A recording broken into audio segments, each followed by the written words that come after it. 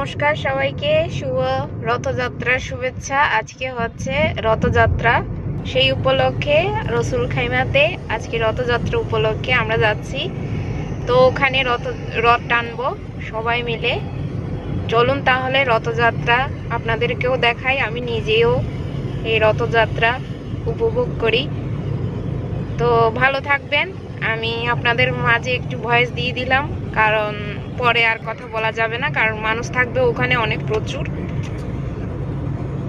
তো আবারও রথযাত্রার অনেক অনেক শুভেচ্ছা। রথযাত্রায় অনেক আনন্দ উপভোগ করব, ভিডিওটি দেখতে থাকুন।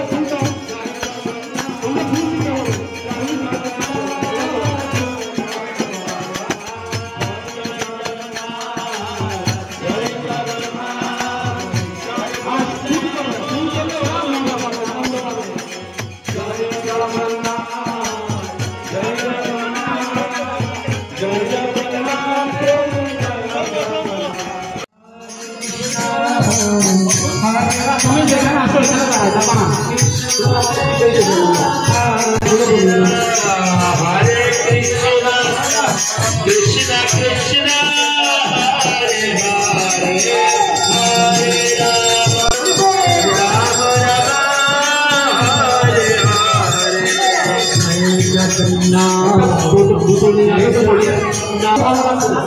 फूल राउंड है, ये फूल राउंड है। लेकिन क्यों जाना माई की जय जगन्नाथ माता सुभद्रा माई की सुभद्रा माई की जगन्नाथ माता सुभद्रा माई की